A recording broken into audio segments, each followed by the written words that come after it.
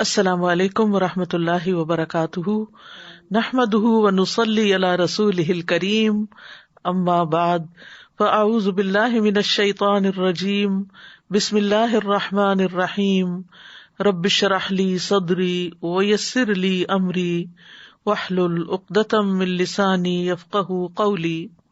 وَكُلُوا مِمَّا رَزَقَكُمُ اللَّهُ حَلَالًا طَيِّبًا وَاتَّقُوا اللَّهَ الَّذِي أَنتُم بِهِ مُؤْمِنُونَ۔ ہماری آج کی گفتگو کا موضوع ہے کھانے میں حلال اور طیب کا اہتمام کیجیے۔ کھانا انسان کی بنیادی ضروریات میں سے ہے۔ انسان کو پیدائش سے لے کر موت تک اپنی یہ جسمانی ضرورت پوری کرنے کے لیے غذا کی ضرورت ہوتی ہے۔ ہمارا دین، دین اسلام، ایک کامل دین ہے جس میں صرف نماز، روزہ ادا کرنے کے طریقے ہی نہیں بتائے گئے، بلکہ روزمرہ زندگی کی ضروریات کو احسن طریقے سے پورا کرنے کے لیے بھی بہترین رہنمائی دی گئی ہے۔ اگر کوئی انسان اس کے مطابق زندگی بسر کرتا ہے تو اس کے حق میں یہ عین عبادت بھی شمار ہوتا ہے، کیونکہ وہ اللہ کے حکم کی تعمیل کر رہا ہوتا ہے۔ کھانا پینا انسان کے مزاج پر بھی اثر انداز ہوتا ہے، اس لیے اس بارے میں 2 واضح ہدایات دی گئیں کہ انسان جو بھی کھائے حلال ہو اور طیب، پاکیزہ، عمدہ بھی ہو۔ اس سلسلے میں ہمیں حلال و حرام کے احکامات قرآن و سنت سے واضح طور پر ملتے ہیں۔ نہ صرف یہ کہ کھائی جانے والی چیز حلال ہو، بلکہ جس مال سے کھانا خریدا جائے اس کا بھی حلال ہونا ضروری ہے۔ حقیقت یہ ہے کہ مومن اصول اور ضابطے کی رسی میں بندھا ہوتا ہے، اپنی خواہش اور رائے کی بجائے اللہ اور رسول کے بتائے ہوئے احکامات اور ہدایات پر چلتا ہے اور اس پابندی میں خوشی محسوس کرتا ہے۔ انسان کی کامیابی بھی اسی میں ہے کہ وہ اپنی آزادی کو اصول و ضابطے کا پابند بنائے، حلال و حرام میں تمیز کرے، جن چیزوں کی اجازت دی گئی انہیں بخوشی استعمال کرے، ان سے اپنے آپ کو روکے نہیں، خود ساختہ پابندیاں اپنے اوپر نہ لگائے، اور جن چیزوں سے انسان کو منع کیا گیا ہے وہ ان سے اپنے آپ کو روک لے۔ یہی عبادت ہے، یہی اللہ کی فرما برداری ہے، اور اسی میں ایک مومن کی کامیابی ہے۔ تو آئیے دیکھتے ہیں کہ اس آیت میں ہمارے لیے کیا حکم ہے۔ وَكُلُوا مِمَّا رَزَقَكُمُ اللَّهُ حَلَالًا طَيِّبًا وَاتَّقُوا اللَّهَ الَّذِي أَنتُم بِهِ مُؤْمِنُونَ، اور اللہ نے تمہیں جو کچھ دیا ہے اس میں سے حلال اور طیب کھاؤ، اور اس اللہ سے ڈرو جس پر تم ایمان رکھنے والے ہو۔ یہاں پر کلو کا لفظ جو ہے یہ امر کا صیغہ ہے، جس کا ایک معنی کہ کھاؤ، یعنی ضرورت کے مطابق کھاؤ اور بھوکے رہ کر اپنے آپ کو قتل نہ کرو۔ تو یہ وجوب کا معنی بھی دیتا ہے اور مستحب کا معنی بھی۔ تو جب زندہ رہنے کے لیے کھانے کی ضرورت ہو تو اس وقت کھانا واجب ہے، اور جس وقت انسان محتاج تو ہو لیکن کھانے کی ضرورت نہ ہو اس وقت کھانا مستحب ہے، اور جو نہ ہی محتاج ہو نہ ہی مجبور ہو تو اس وقت اس کے لیے یہ حکم مباح حکم ہے کہ کھاؤ پیو۔ ایک اور جگہ پر بھی آتا ہے کلوا واشربوا ولا تسرفوا، کھاؤ اور پیو لیکن اسراف مت کرو۔ مما رزقکم اللہ، اس میں سے جو اللہ نے تمہیں رزق دیا ہے، یعنی اللہ سبحانہ تعالیٰ نے جو بھی ہمارے لیے چیزیں پیدا کی، اگائیں، یا جن بھی مختلف ذرائع سے کھانے کی چیزیں آتی ہیں، وہ اگر دیکھا جائے تو سب اللہ ہی کا دیا ہوا ہے۔ اور پھر اللہ سبحانہ تعالیٰ ہمیں رزق دیتا ہے جس سے ہم کھانا خریدتے ہیں یا اس کو استعمال کرتے ہیں، تو اللہ کی طرف اس کی نسبت جاتی ہے کہ تمہیں پیدا بھی اللہ نے کیا ہے اور تمہیں کھلاتا بھی وہی ہے۔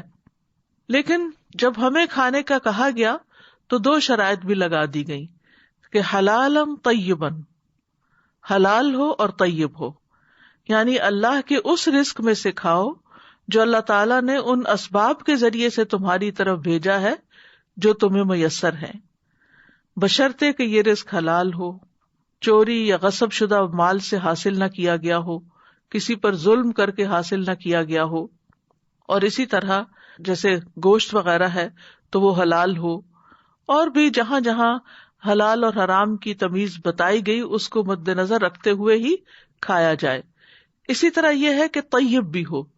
طیب کا ایک معنی پاک ہوتا ہے، یعنی اس کے اندر کوئی ناپاکی اور خباثت نہ ہو، گندگی نہ ہو، گلا سڑا نہ ہو.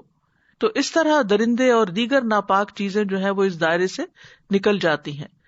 اسی طرح طیب کا یہ معنی ہے کہ وہ کھاتے وقت انسان کے اوپر ناگوار نہ ہو، یعنی انسان خوش دلی سے کھائے، ہنی ام مریعہ ہو کر کھائے، یعنی مزے سے کھائے اور خوشگوار سمجھ کر کھائے. یعنی تقویٰ کا تقاضا یہ نہیں ہے کہ انسان کڑوے کسیلے کھانے کھائے یا بدمزہ کھانے کھائے، بلکہ صحیح طور پر پکا ہوا ہو، اس میں اللہ تعالیٰ نے جو بھی غذائیت رکھی ہے وہ بھی ہو، خوشبودار بھی ہو، ذائقے میں بھی اچھا ہو. لیکن صرف ذائقے کے لیے نہ کھایا جائے، بلکہ اس کے ساتھ ساتھ وہ غذائیت سے بھی بھرپور ہو، یعنی ہولسم ہو. تو حلال میں وہ چیزیں آ گئیں جن کے کھانے کی اللہ نے اجازت دی، اور طیب میں وہ چیزیں آ گئیں جو انسان کے حواس کو لذیذ لگتی ہیں، جن کے رنگ، ذائقہ، خوشبو اچھا ہوتا ہے، نفس کے لیے خوشگوار ہوتا ہے. اور پھر یہ کہ پاکیزہ ذرائع سے یہ چیزیں حاصل کی جائیں، اور اتنا حاصل کیا جائے جتنا جائز ہو، اس جگہ سے حاصل کیا جائے جو جائز ہو. اسی طرح کا کھانا دنیا اور آخرت میں طیب ہوگا، اور اس سے نہ تو بدہضمی ہوگی اور نہ ہی انسان پر بوجھل پن ہوگا. ورنہ اگر دنیا میں کوئی کھانا لذیذ بھی ہے لیکن اگر حرام ذریعے سے کمایا گیا ہے تو وہ آخرت میں طیب نہیں ہوگا، انسان کو اس کا خمیازہ بھگتنا ہوگا. تو حلالا طیبا، اس سلسلے میں ہمیں قرآن مجید میں ایک اصحاب کہف کی کہانی بھی ملتی ہے، جس میں چند نوجوان مومن بچے جو تھے انہوں نے اپنی قوم کے دین کو چھوڑ کر ایک غار کی طرف پناہ لی. 300 سے زائد سال تک وہاں پر اس میں انہوں نے قیام کیا. جب وہاں سو کر اٹھے، اللہ سبحانہ تعالیٰ نے ان کو اٹھایا، اور جب سو کر اٹھے تو ان میں سے ایک نے کہا کہ کرنسی لے کر جاؤ اور جا کر کھانا لاؤ، اور کھانا وہ ہو فَلْيَنْظُرْ أَيُّهَا أَزْكَىٰ طَعَامًا، کہ جو پاکیزہ ہو. اس میں طیب کا لفظ نہیں آتا، اس میں ازکا کا آتا ہے، جس میں حلال اور طیب دونوں ہی شامل ہو جاتے ہیں. وَلْيَتَلَطَّفْ، اور چاہیے کہ اس معاملے میں باریک بینی سے کام لے، یعنی خوب چھان پٹک کے لائے، حرام چیز نہ ہو، نقصان دینے والی چیز نہ ہو. تو بہرحال حلال بھی ہو اور طیب بھی ہو، یہ کھانے کی دو شرائط ہیں کہ پاکیزہ کمائی سے ہو، اور جن چیزوں کو اللہ نے حلال قرار دیا ہے ان کو کھایا جائے.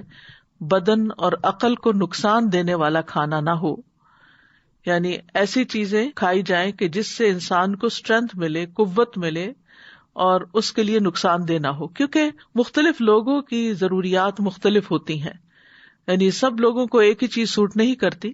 اگر کسی کو کوئی چیز ناموافق آتی ہے یا اس کو اس سے الرجی ہے تو اس کو وہ کھانا کھانے سے پرہیز کرنا چاہیے، کیونکہ اگر وہ صرف پسند کا ہونے کی وجہ سے کھاتا رہے گا تو وہ اس کے لیے وبال جان ہوگا، صحت کو نقصان دینے والا ہوگا، اپنی ذات کے ساتھ ظلم ہوگا، اور بعض اوقات تو موت کا سبب بھی بن جاتا ہے. ابن عاشور کہتے ہیں کہ مجھے ظاہر ہوتا ہے کہ اللہ نے کھانوں کے جائز ہونے کو طیب کی صفت کے ساتھ جوڑا ہے، تو اس بات میں کوئی شک نہیں کہ کھانے میں طیب کی صفت کو ملحوظ رکھا جائے گا. وہ اس طرح کہ وہ کھانا نقصان پہنچانے والا اور قابل نفرت اور دین کے مخالف نہ ہو. اور ان تمام صفات کے جمع ہونے کی علامت یہ ہے کہ دین نے اس کھانے کو حرام نہ ٹھہرایا ہو. پھر اس کے بعد آپ دیکھیے کہ آیت میں کھانے کا حکم دینے کے بعد تقویٰ کا حکم دیا گیا ہے. وَاتَّقُوا اللَّهَ الَّذِي أَنتُم بِهِ مُؤْمِنُونَ، یعنی کھاؤ پیو لیکن تقویٰ اختیار کرو. اور تقویٰ جیسا کہ آپ جانتے ہیں کہ اللہ تعالیٰ کے احکامات کی تعمیل کرنا، اور جن چیزوں سے اللہ سبحانہ تعالیٰ نے روکا ہے ان سے رک جانا ہے. تو حقیقی ایمان تقویٰ کا تقاضا کرتا ہے. اگر کوئی کہے کہ وہ مومن ہے لیکن اللہ سے نہ ڈرتا ہو، یا اس کا ایمان جو ہے وہ ناقص ہو، تو ایسا شخص پھر متقی نہیں کہلا سکتا. مثلاً اگر کوئی نافرمانی کر رہا ہو اور اس سے کہا جائے کہ اتق اللہ، اللہ سے ڈرو، تو وہ کہے کہ تقویٰ تو دل میں ہوتا ہے، یعنی ظاہر میں اگر میں کوئی نافرمانی کر بھی رہا ہوں تو کیا ہوا، تو اس کا یہ کہنا درست نہیں ہوگا. واقعی تقویٰ دل میں ہوتا ہے، لیکن اس کے دل میں ہونے کی علامت یہ ہوتی ہے کہ وہ ہمارے باہر جسم پر، اعضاء پر ظاہر ہوتا ہے، یعنی ہمارا عمل بھی پھر اس کے مطابق ہو جاتا ہے. اور آیت کے آخر میں آتا ہے الذی انتم بہ مؤمنون، اس اللہ سے ڈرو جس پر تم ایمان رکھتے ہو، کیونکہ اللہ تعالیٰ پر ایمان تم پر تقوی اور حقوق اللہ کی رعایت اور حفاظت کو لازم کر رہا ہے، اس کے بغیر ایمان مکمل نہیں ہوتا۔ تو حقیقت یہ ہے کہ ایک مومن اور غیر مومن کے طریقہ زندگی میں فرق ہوتا ہے۔ مومن کی زندگی، مسلمان کی زندگی حلال و حرام کے بارے میں صحیح ضابطوں اور قاعدوں کی پابند ہوتی ہے۔ پس حلال وہی ہے جسے اللہ اور اس کا رسول حلال ٹھہرائے، حرام وہ ہے جسے اللہ اور اس کا رسول حرام ٹھہرائے، خواہ اس کا نفس اس کی طرف کتنا ہی میلان کیوں نہ رکھتا ہو۔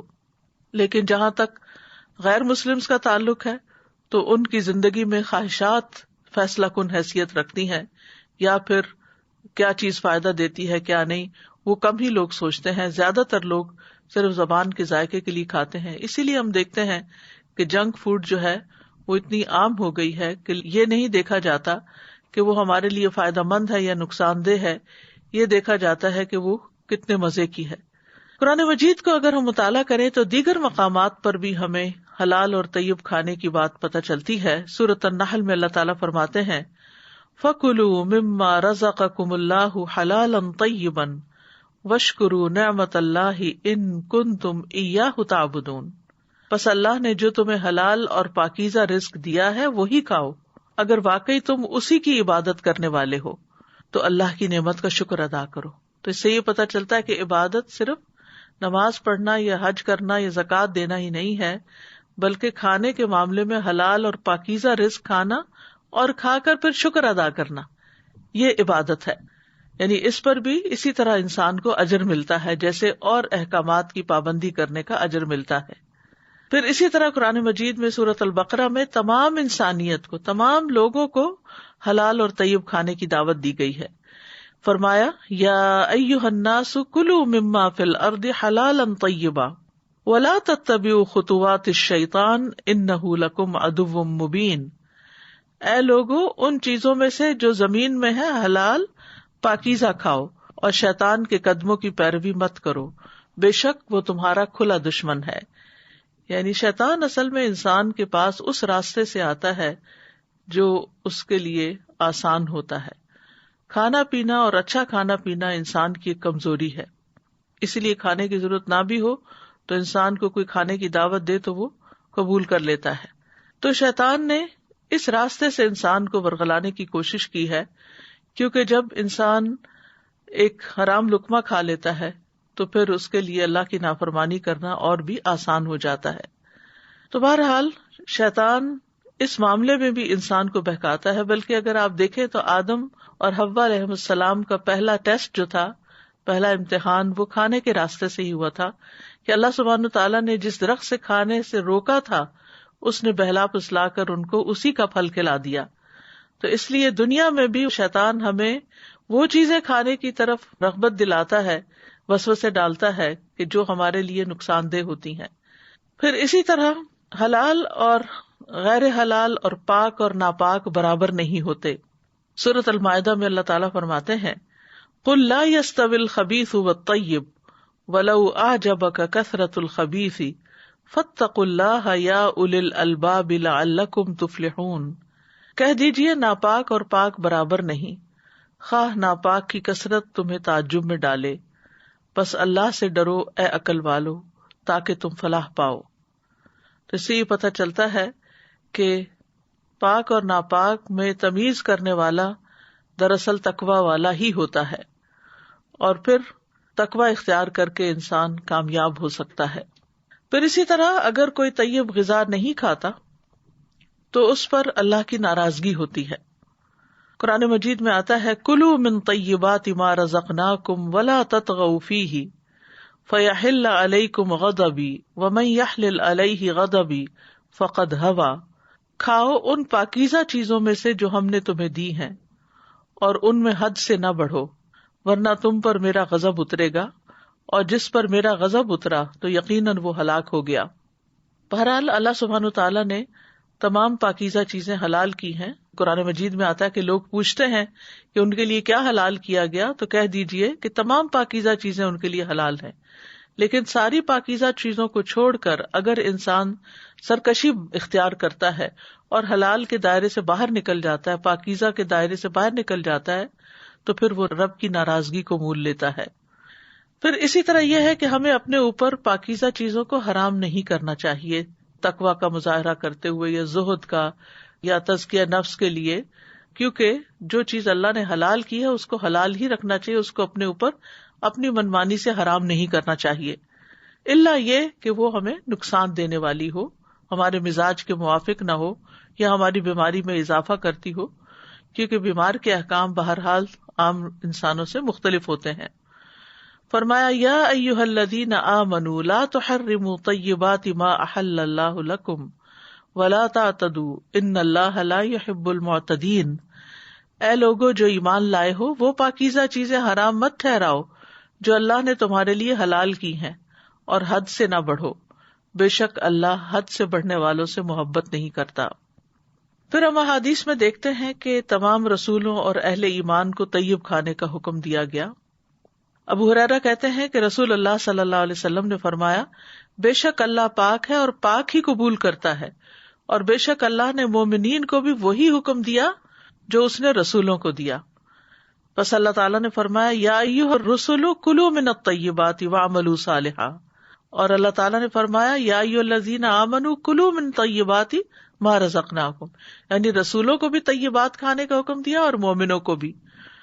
پاکیزہ کھانے کی مثال حدیث میں کچھ یوں آتی ہے، نبی صلی اللہ علیہ وسلم نے فرمایا، بے شک مومن کی مثال شہد کی مکھی کی طرح ہے، جو پاکیزہ چیز کھاتی ہے پاکیزہ رس خارج کرتی ہے، اور جس پھول پتی یا پتے پر بیٹھتی ہے وہ نہ ٹوٹتا ہے نہ ہی وہ خراب ہوتا ہے، یعنی فساد نہیں کرتی۔ انسان زمین سے اپنا رزق حاصل کرنے کے لیے یا سمندروں سے اپنا رزق حاصل کرنے کے لیے وہاں فساد نہ کرے، کیونکہ انسانی کے حق میں نقصان دہ ہے۔ اور آپ کو معلوم ہوگا کہ شہد کی مکھی اگر غلطی سے کسی ایسے پودے پر بیٹھ جائے، کسی ایسے پھول پتی پر بیٹھ جائے جو زہریلا ہو، تو دوسری مکھیاں اس کو پہچان جاتی ہیں اور اس کو چھتے میں داخل ہی نہیں ہونے دیتی، اس کو باہر ہی مار ڈالتی ہیں۔ اسی لیے اللہ تعالیٰ نے قرآن مجید میں شہد کی تعریف کی ہے کہ اس میں لوگوں کے لیے شفا ہے، اور شہد کی مکھی کا پورا پروسیس وہاں بتایا گیا کہ وہ کیا کرتی ہے اور کس طرح ہمارے لیے شہد بناتی ہے۔ تو اس کے شہد بنانے میں خاص بات یہ ہے کہ وہ پاکیزہ اور صاف ستھرا نیکٹر ہی لیتی ہے۔ پھر اسی طرح یہ ہے کہ رزق کی پاکدامنی جو ہے یا رزق کی پاکیزگی جو ہے یہ دنیا کی قیمتی ترین متاع ہے۔ عبداللہ ابن عمرو ابن العاص کہتے ہیں کہ رسول اللہ صلی اللہ علیہ وسلم نے فرمایا، اگر تم میں 4 خصائل پائے جاتے ہوں تو تمہیں دنیا کے کسی فائدے سے محرومی کا کوئی افسوس نہیں ہونا چاہیے۔ نمبر 1 امانت کی حفاظت، نمبر 2 سچی بات، نمبر 3 حسن فطرت یعنی فطری زندگی بسر کرنا، اور نمبر 4 رزق کی پاکدامنی، یعنی یہ 4 چیزیں جس کے اندر ہوئی گویا ساری دنیا کی دولت اس کو مل گئی۔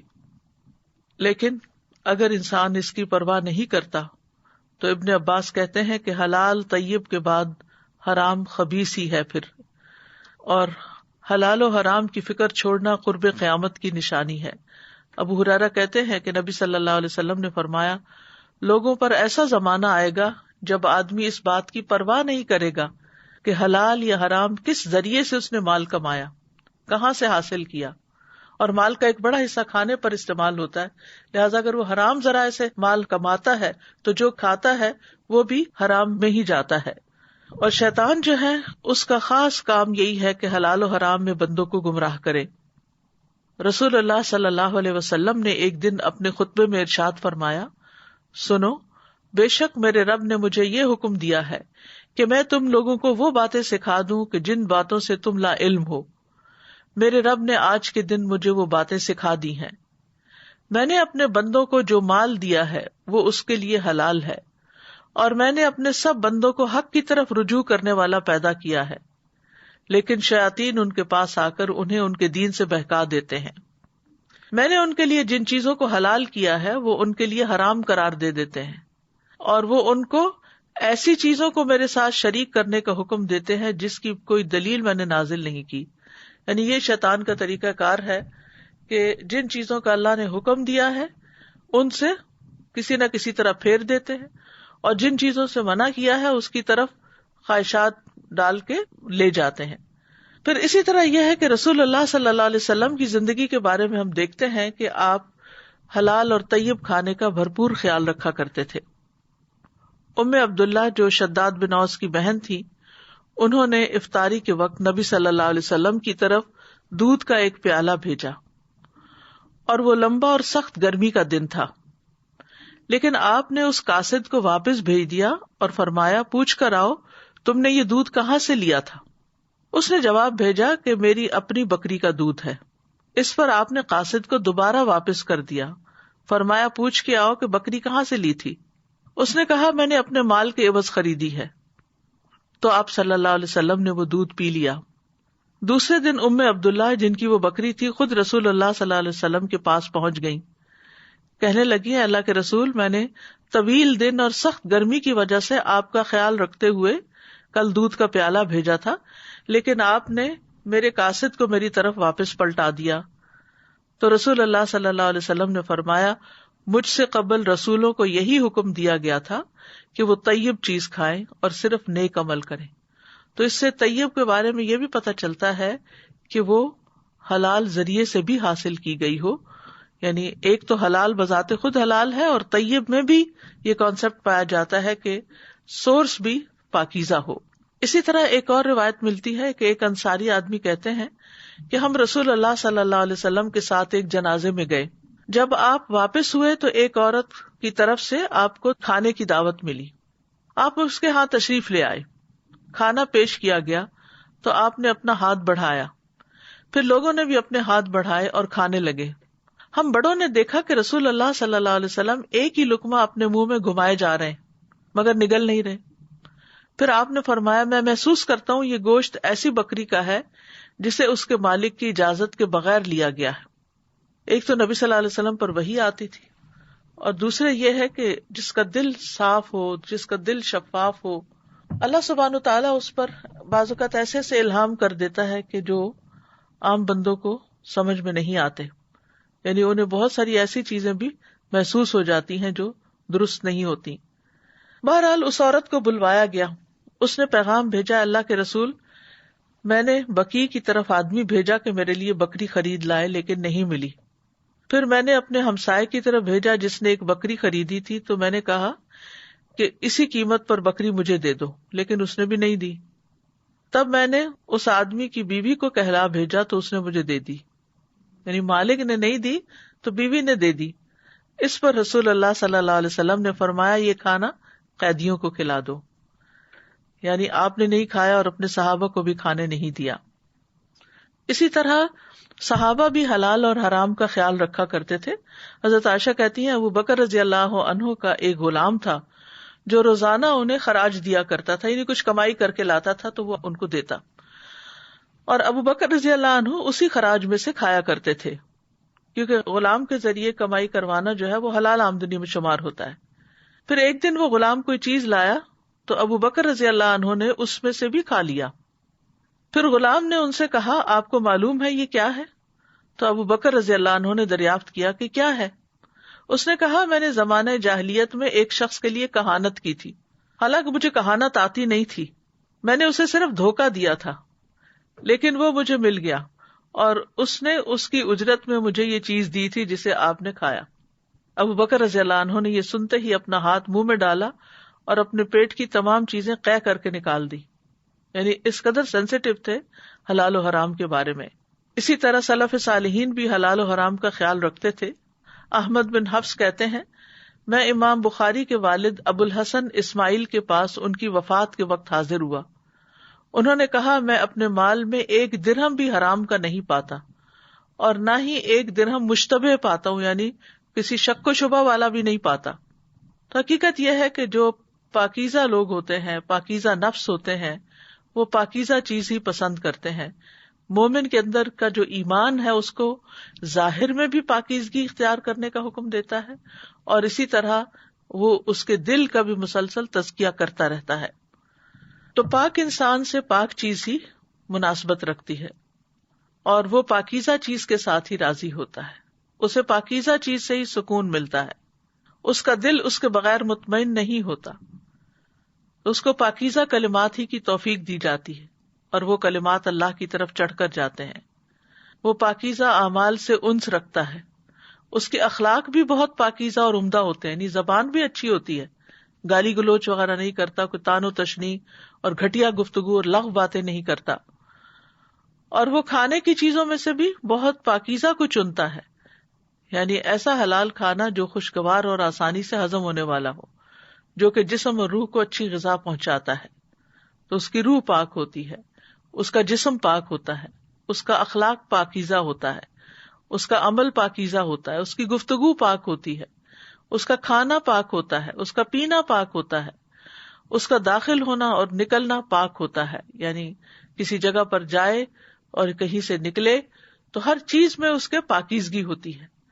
تو اس لیے یہ ہمارے لیے بھی ایک بہترین مثال ہے کہ ہم اپنی زندگی میں پاکیزگی کو اپنائیں، وہ تمام چیزیں جو ظاہر میں ہیں اور وہ تمام چیزیں جو چھپی ہوئی ہیں، باطن میں ہیں. اب یہ ہے کہ اگر کوئی شخص حلال اور طیب کھاتا ہے تو اس کو فائدہ کیا حاصل ہوتا ہے.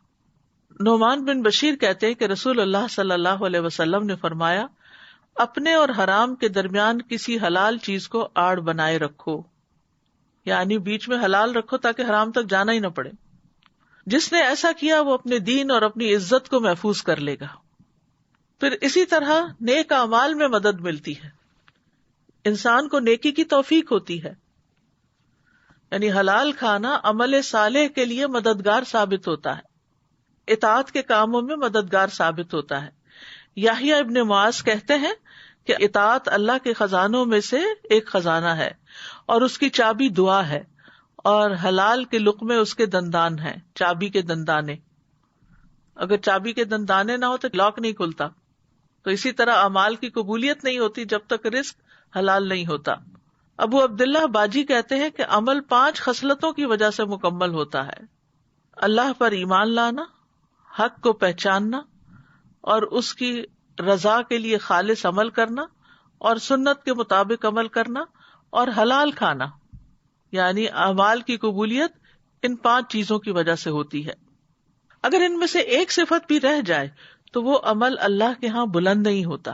اس طرح کہ اگر آپ اللہ کی معرفت رکھتے ہوں لیکن حق کو نہ پہچانتے ہوں تو اپنے عمل سے فائدہ نہیں اٹھا سکیں گے. اگر آپ حق کو پہچان لیں لیکن اللہ کو نہ پہچانیں تو آپ فائدہ نہیں اٹھا سکتے جب تک آپ اللہ کی معرفت نہ رکھیں.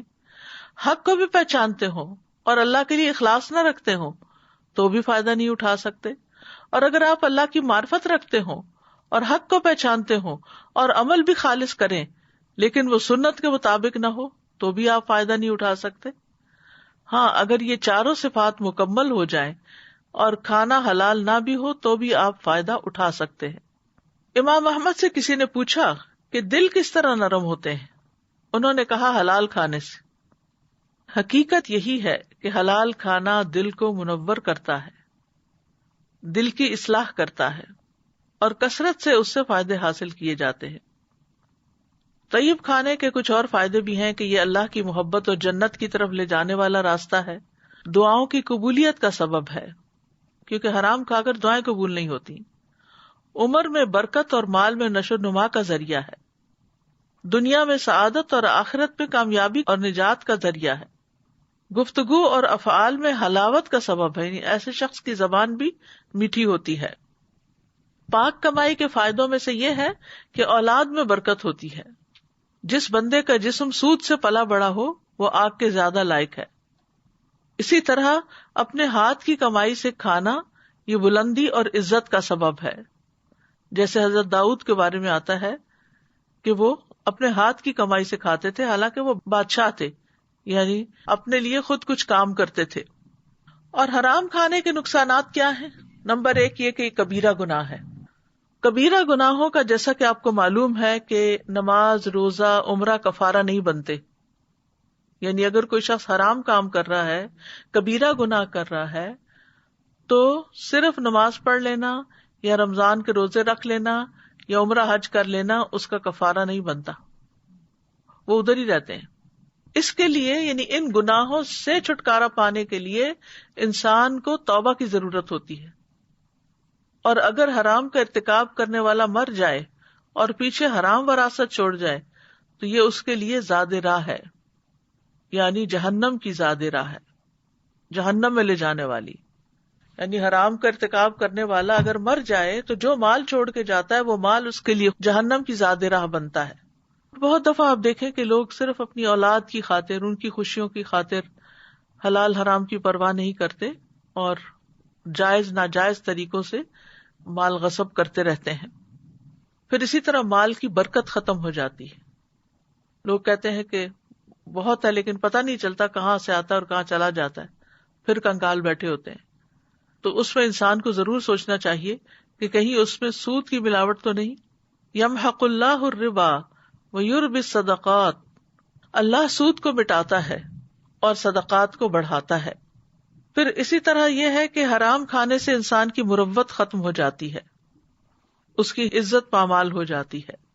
قرآن مجید میں اہل کتاب کے علماء کے بارے میں آتا ہے سماعون للکذب اکالون للسحت، بہت زیادہ سننے والے ہیں جھوٹ کو اور بہت زیادہ کھانے والے ہیں حرام کو، اور سحت کہتے ہیں رشوت وغیرہ کو. تو حرام مال کو سحت اس لیے کہا گیا کیونکہ یہ نیکیوں کو تباہ کر دیتا ہے، یعنی ان کو ختم کر دیتا ہے اور ان کی جڑ کاٹ دیتا ہے. ایک اور روایت میں ہے کہ السحت اس لیے کہا گیا کیونکہ حرام مال انسان کی مروت اور وقار کو تباہ کر دیتا ہے. پھر اسی طرح حرام کھانے سے انسان کی عبادتیں ضائع ہوتی ہیں. اطاعت میں برکت اور قناعت ہے، یعنی انسان اگر اللہ کی بات مانتا ہے تو اس میں اس کے لیے برکت بھی ہے اور اس کو قناعت بھی نصیب ہوتی ہے.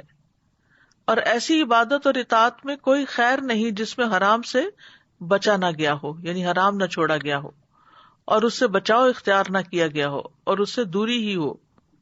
یوسف بن اسباط رحمہ اللہ کہتے ہیں جب نوجوان آدمی اللہ کی عبادت کرتا ہے تو شیطان اپنے نمائندوں سے کہتا ہے دیکھو اس کا کھانا کہاں سے ہے. نوجوان آدمی جب اللہ کی عبادت کرتا ہے تو شیطان کیا کہتا ہے اپنے نمائندوں سے، دیکھو اس کا کھانا کہاں سے، سورس آف انکم کیا ہے. اگر اس کا کھانا حرام ہے تو وہ کہتا ہے کہ اسے چھوڑ دو، ہلکان ہوتا رہے، اسے چھوڑ دو ہلکان ہوتا رہے، اس کی ذات ہی اس کے لیے کافی ہے، یعنی اس کی عبادت ضائع کرنے کے لیے. کیونکہ حرام کھانے کے ساتھ عبادت میں محنت کرنا اس کے لیے کوئی فائدہ نہیں دے گا. کتنی گہری بات ہے.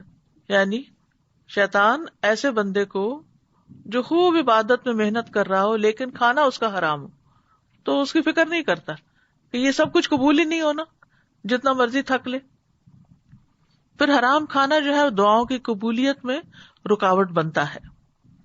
رسول اللہ صلی اللہ علیہ وسلم نے ایک ایسے آدمی کا ذکر کیا جو لمبا سفر کرتا ہے، پریشان حال، گرد آلود جسم، یعنی اس کے بال بھی بکھرے ہوئے، پریشان بال اور حال اور گرد آلود جسم، اپنے ہاتھوں کو آسمان کی طرف دراز کر کے کہتا ہے اے میرے رب، اے میرے رب. حالانکہ اس کا کھانا حرام ہے، اس کا پینا حرام ہے، اس کا لباس حرام ہے اور حرامی سے اسے کھلایا گیا، تو اس کی دعا کیسے قبول ہو. پھر اسی طرح ایک اور روایت میں آتا ہے کہ جس نے شراب پی اس کی 40 دن کی نمازیں قبول نہ ہوں گی. اگر توبہ کرے تو اللہ تعالیٰ توبہ قبول فرماتا ہے. توبہ کا کیا مطلب ہوتا ہے کہ انسان اس گناہ سے نکل آئے. پھر اگر نفس کی خواہش کی وجہ سے انسان دوبارہ شراب پی لیتا ہے تو اس کی 40 دن کی نمازیں قبول نہیں ہوتی. اور اگر توبہ کرتا ہے تو اللہ تعالیٰ توبہ قبول کر لیتا ہے. پھر اسی طرح یعنی 1 دفعہ 2 دفعہ 3 دفعہ، چوتھی دفعہ بھی اگر وہ یہی حرکت کرے توبہ کرنے کے بعد تو 40 دن کی نمازیں اس کی قبول نہیں ہوگی.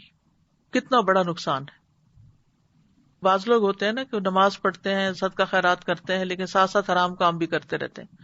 تو وہ جو حرام کام ہے وہ جو باقی عبادات ہیں ان کو بھی نقصان پہنچاتے ہیں، جیسے اس حدیث سے پتہ چلتا ہے. یہ سنن ترمذی کی حدیث ہے.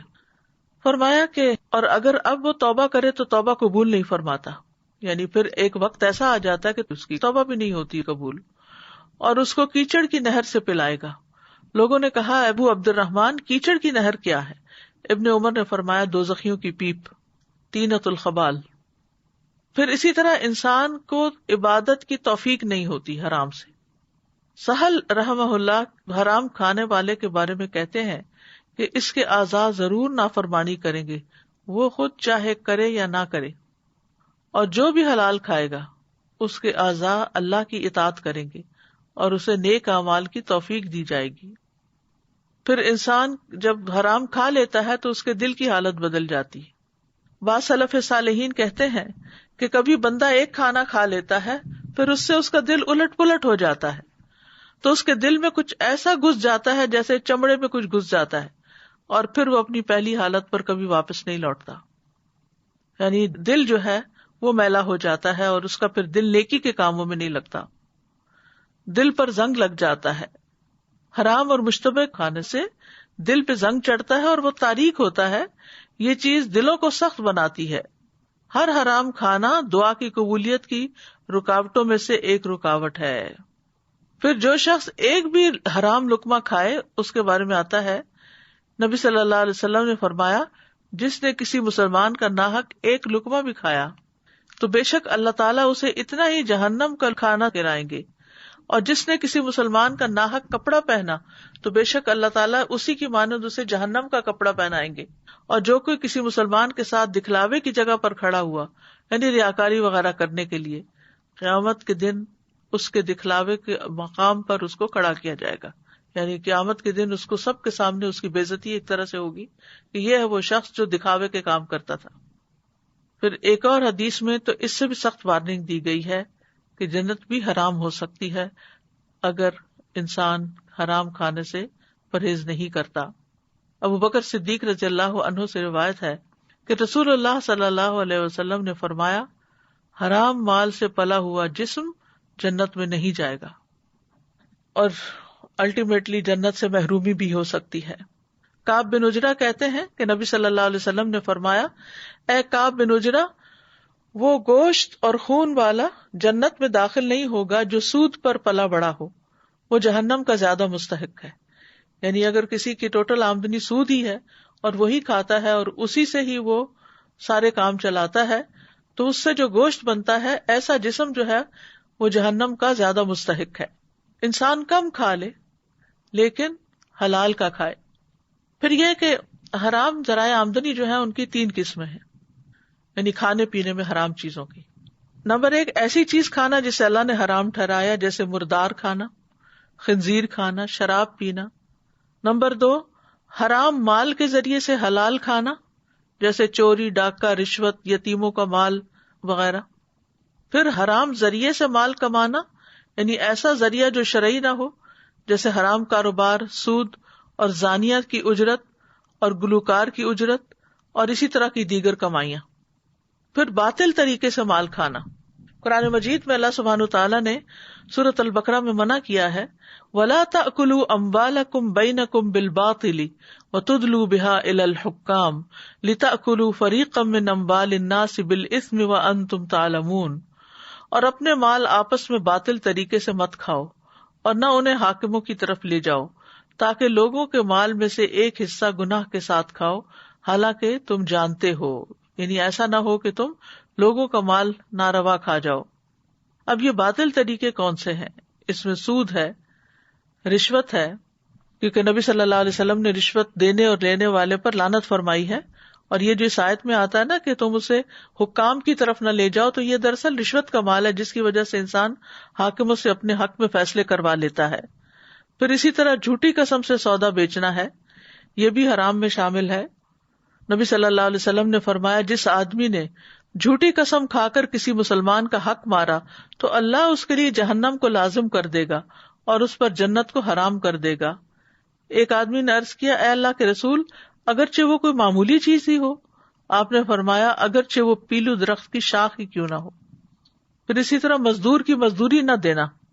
آپ نے فرمایا 3 طرح کے لوگ ہوں گے جن کا مد مقابل قیامت کے دن میں خود ہوں گا، اور ان میں سے ایک شخص وہ جس نے مزدور کوئی رکھا اجرت پر، اس سے پوری طرح کام لیا لیکن اس کی مزدوری نہ دی، یعنی ویجز پے کرنے کے بغیر ہی اس کو بھگا دیا.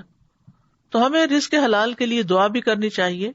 نبی صلی اللہ علیہ وسلم فجر کی نماز سے سلام پھیر کر یہ دعا کرتے تھے اللہم انی اسألک علما نافعا ورزقا طیبا وعملا متقبلا.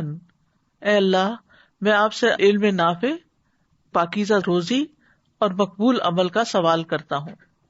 اور پھر حلال کے کفایت کرنے کی دعا بھی پڑھنی چاہیے. اللہم اکفنی بحلالک عن حرامک واغننی بفضلک عمن سواک. اے اللہ اپنے حلال کے ذریعے سے میری کفایت کر اور مہربانی سے مجھے اپنے علاوہ ہر ایک سے بے نیاز کر دے. تو کرنے کے کام کیا ہے؟ حلال اختیار کریں، حرام کو چھوڑیں، حلال کے بارے میں اپنا شدید محاسبہ کریں کہ اس کا کھانا، کپڑا، اس کی ضروریات کی چیزیں کہاں سے بنی ہیں. جن چیزوں میں شبہ ہو اسے نہ کھائیں. نبی صلی اللہ علیہ وسلم نے راستے میں ایک کھجور دیکھی، آپ نے فرمایا اگر مجھے اس بات کا ڈر نہ ہوتا کہ یہ صدقے کی ہے تو میں اسے ضرور کھا لیتا. بچوں کو بھی حلال کھانے کی تمیز سکھائیں، کیونکہ بعض اوقات وہ بہت اصرار کے ساتھ جنک فوڈ کا مطالبہ کر دیتے ہیں اور پھر اس میں ہو سکتا ہے کہ ایسے انگریڈینٹس ہوں یا ایسی چیزیں ہوں جو حلال سے باہر ہوں، یعنی حرام ہوں. پھر اسی طرح جب آپ کوئی اور پروڈکٹس خریدیں، خصوصاً ایسی جگہوں پر جو مسلمان کنٹریز نہیں ہیں، بلکہ اب تو مسلمان کنٹریز کے اندر بھی بہت سی چیزیں امپورٹڈ ہوتی ہیں تو حلال حرام کی پرواہ نہیں کی جاتی، تو اس میں انگریڈینٹس جو ہیں وہ چیک کر کے چیزیں لینی چاہیے. اور اگر ہم چاہتے ہیں کہ ہمارے نیک اعمال قبول ہوں تو حلال کھانا لازم کر لیں. بعض سلف صالحین کہتے ہیں اگر آپ عبادت میں ایسے قیام کریں جیسے ستون گاڑا ہوا ہوتا ہے، یعنی ہلے جلے بغیر، تو اس کا کوئی فائدہ نہیں جب تک آپ یہ خیال نہ کریں کہ آپ کے پیٹ میں کیا داخل ہو رہا ہے، یعنی آپ کا کھانا حلال ہے یا نہیں. تو عبادات کی قبولیت کا انحصار حلال کھانے پر ہے. اللہم اکفنا بحلالک عن حرامک واغننا بفضلک عمن سواک. اور جو نیت کر لے، ارادہ کر لے، کوشش کرے، اللہ اس کو حلال عطا کرتا ہے. وآخر دعوانا ان الحمد للہ رب العالمین. سبحانک اللہم وبحمدک اشہد ان لا الہ الا انت استغفرک واتوب الیک. السلام علیکم ورحمۃ اللہ وبرکاتہ.